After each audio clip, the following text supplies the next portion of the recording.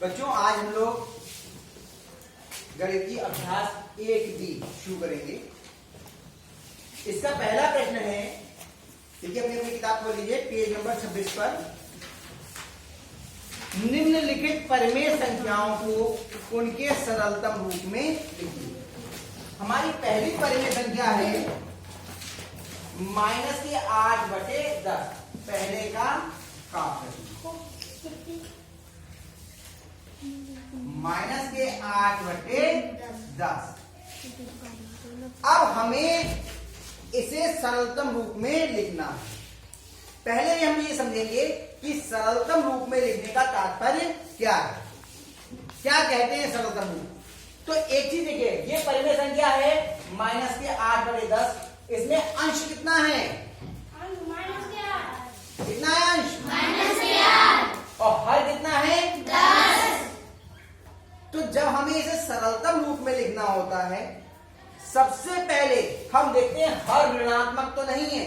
अगर हर ऋणात्मक है तो पहले हर को धनात्मक कर लेंगे। पहला काम, सबसे पहले क्या करेंगे? हर को धनात्मक करेंगे। उसका नियम मालूम है हमें कि जब हर का चिन्ह बदलते हैं तो अंश का चिन्ह भी बदल देते हैं। ठीक, उसके बाद हम देखते हैं अंश और हर ये दोनों ही किस संख्या से विभाजित होती हैं। अगर किसी से भी अगर दोनों ही विभाजित होते हैं तो हम उससे उसको विभाजित कर देंगे। करके देखते हैं तो और अच्छा समझ में आ जाएगा। हमने थोड़ी सी जगह छोड़ के यहां लिख दिया -8/10। अब देखिए, हम विभाजिता के नियम हम लोग पढ़ चुके हैं। 2 से विभाजिता का नियम, 3 से विभाजिता का नियम, 5 से विभाजिता का नियम, 7 से विभाजिता का नियम, ये सब हमारे पढ़े हुए हैं। हम देखिए 8 क्या 2 से विभाजित होता है? 8 और 2 से विभाजित, क्या 10 2 से विभाजित होता है? दोनों ही संख्या 2 से विभाजित होती है। तो हमने इसको भी काटा, इसको भी काटा। 2 का पारा पर कितनी बार आएगा? 2 का पारा पर कितनी बार आएगा? अब देखिए, अंश में 4 बचा और हर में 5 अभाज्य संख्या है और 5 से 4 तो छोटी हो गई, तो ये ही इसमें अब कोई किसी से नहीं कटेगा। यही इसका उत्तर हो गया। ये इसका सरलतम रूप हो गया -4/5। ठीक है, एक सवाल को और करने का प्रयास करते हैं हम लोग। खा बताइए कितना है? 15/20। 15/20।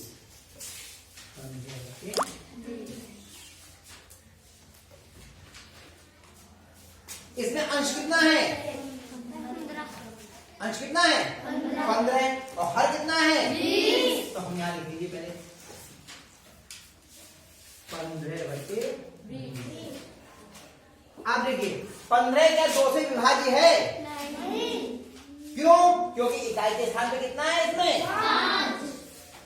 और 2 से विभाजिता के लिए इकाई के स्थान पे या तो 0 होना चाहिए या 2 से कटने वाली संख्या अंक या 2, 4, 6 या 8 होना चाहिए। तो नहीं है, तो ये 2 से विभाज्य नहीं है। फिर क्या है? 15 3 से विभाज्य है? नियम क्या है? अंकों को जोड़िए, 5 में 1 जोड़ा कितने हुए? 6। 6 3 से विभाज्य है तो 15 भी 3 से विभाज्य हो, यानी 15। तो अगर 15 विभाज्य, तो अब देखिए 20 के लिए, क्या 20 3 से विभाज्य है? नहीं, क्योंकि 2 और 0 का योग 2 आता है। 2 3 से विभाज्य नहीं, ये 3 से विभाज्य नहीं है, यानी दोनों ही 3 से विभाज्य नहीं, 3 भी छोड़ दिया। 3 के बाद कितने से देखते हैं? 4। नहीं, अभाज्य संख्या में देखते हैं। कितने से देखेंगे? 5। अगली बात संख्या 5 है, 5 के बाद 7 होती है, फिर 11, फिर 13, तो करिए हम लोगों ने। तो 5 से देखिए 15 विभाज्य है क्या 5 से? क्यों? क्योंकि इकाई के स्थान पर 5 है।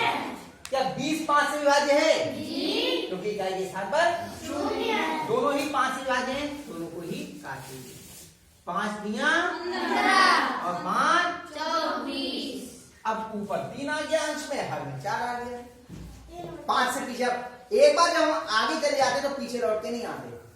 2 हम चेक कर चुके हैं, 2 चेक करने की जरूरत नहीं, 3 कर चुके, 3 करने की जरूरत नहीं है। अब 5 से, और ये दोनों ही 5 से छोटी आ गई, तो अब 5 से विभाजित होंगे नहीं, तो बस यही उत्तर आपका हो गया 3/4। ठीक है, अब ये 2 प्रश्न बचे हैं आपके, गा और घा।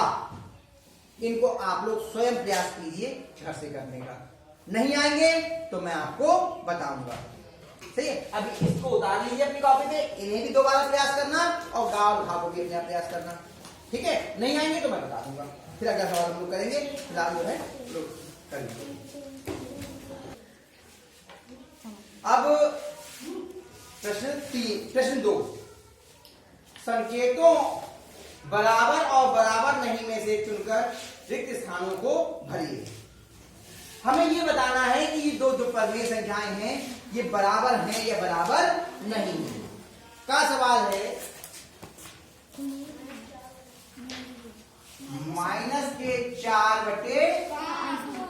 और फिर खाली स्थान के लिए एक डिब्बा बना हुआ है और फिर है -5/7,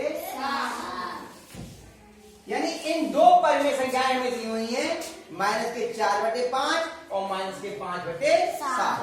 अब ये बताना है कि ये दोनों आपस में बराबर हैं या नहीं। नियम समझ लीजिए, सबसे पहले जब हमें दो परिमेय संख्याओं की तुलना करनी होती है, बेटा संचित साथ, ये क्यों लिख रहा हूं सचिन साथ में मत लिखो, समझ में नहीं आएगा। ठीक है, अभी रख दो, अभी लिखने का काम जब हम कहें तब लिखना आराम से। ये तो रोज बताते हैं बेटा आपको कि जब हम समझा रहे हुआ करें या हम इधर बोल रहे हुआ करें तो शांति से अपना समझ लिया करो, फिर जो समझ में ना आए वो पूछ लिया आपने, है ना। -4/5 और -5/7 इनको ये बताना है कि ये बराबर है या नहीं। तरीका क्या होता है कि सबसे पहले हम ये देखते हैं कि कोई भी संख्या का हर तो ऋणात्मक नहीं है। सबसे पहले क्या चेक करते हैं, हर ऋणात्मक तो नहीं, अगर है तो हर को हम धनात्मक कर देंगे। सबसे पहला काम क्या करेंगे, हर को धनात्मक। उसका नियम है कि अगर हर का चिन्ह बदलेंगे तो अंश का भी चिन्ह बदल जाएगा। तो यहां तो हर दोनों धनात्मक है, कोई चिंता की बात नहीं है। अब देखना है हमें कि ये आपस में बराबर है या नहीं। इसके लिए हम क्या करते हैं, तिर्यक गुणा कर देते हैं। क्या करते हैं, तिर्यक गुणा। तो सुनी हुई तिर्यक गुणा आप लोगों की। तिर्यक गुणा में क्या करेंगे, इसका हर इस अंश से गुणा में आ जाएगा और इसका हर इस अंश से गुणा में चला जाएगा। यानी कि हमने लिखा -4 गुणा 7 और इधर हो गया -5 गुणा 5, और जो माइनस की संख्या है ब्रैकेट में लिख लेते हैं। ठीक है, चलिए अब -4 और 7 की गुणा करनी है। सबसे पहले किसकी गुणा होगी, चिन्हों की। पहले किसकी होगी, ये ऋणात्मक और ये धनात्मक। अलग अलग चिन्हों की गुणा कैसी आएगी, धनात्मक। हाँ, धनात्मक या ऋणात्मक, ऋणात्मक। 4 7 इन दोनों की गुणा समान चिन्ह है या अलग अलग, गुणा कैसी आएगी, ऋणात्मक माइनस की। पचम 25। अब अगर ये दोनों बराबर हैं तब तो ये बराबर, और बराबर नहीं है तो बराबर नहीं है। नॉट इक्वल टू अंग्रेजी में क्या बोलते हैं, नॉट इक्वल टू। ये जो चिन्ह होता है ये बराबर का होता है, इसे अंग्रेजी में बोलते हैं इक्वल्स टू।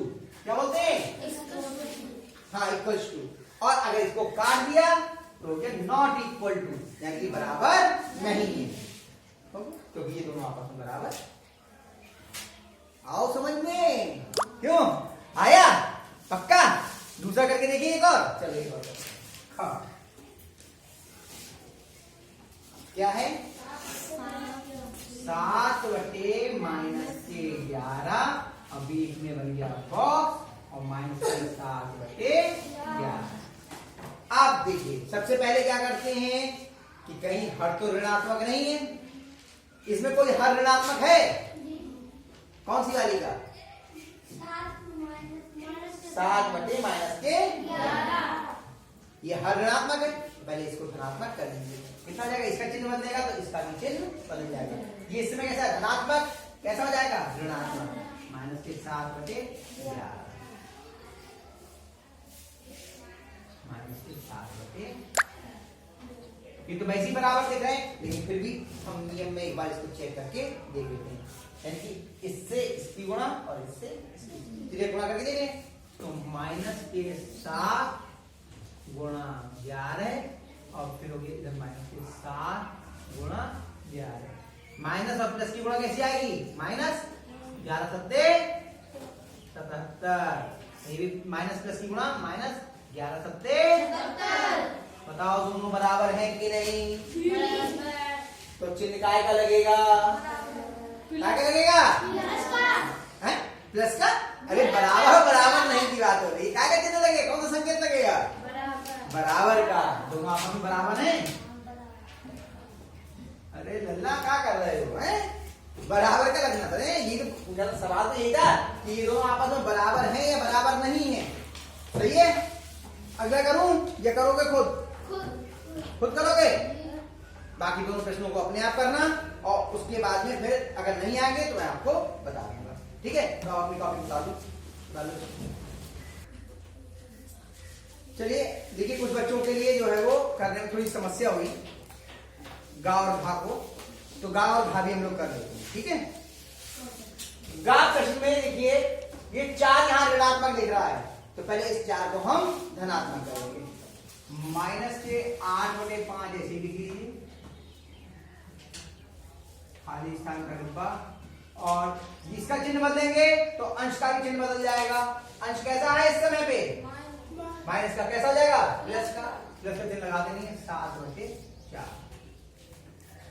अब बहुत आसान तरीका, कुछ नहीं करना है। देखिए ये संख्या ऋणात्मक है और ये संख्या धनात्मक, दोनों बराबर तो कभी हो ही नहीं सकती। दोनों किसी की हालत में बराबर नहीं हो सकती।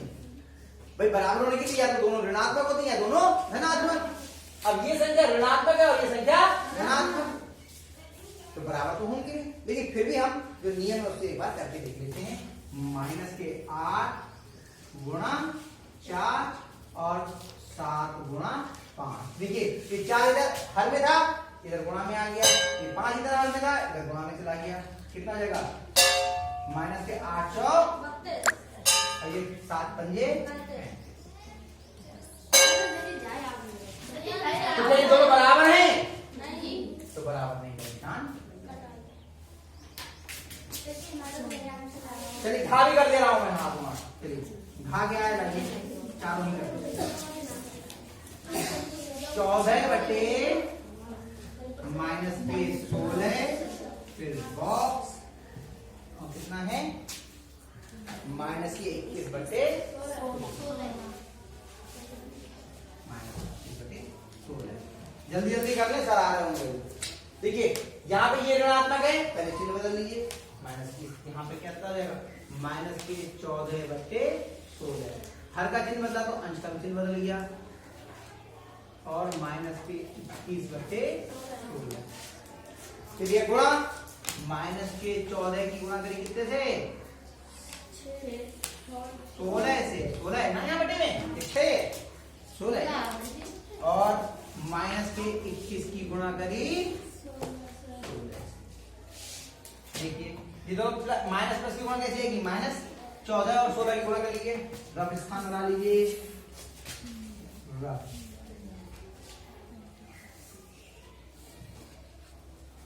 14 गुणा 16। 16 का पारा पढ़ेंगे। 16 चौका 16 एकम 16 दूनी 16 तिया 16 चौका 64 के 4। वहां से लगा 16 एकम 16 में 6 जोड़ो 17 18 19 20 21 22 कितना आ गया? 224 माइनस के 224। और ये 21 की 20 से गुणा कर लीजिए।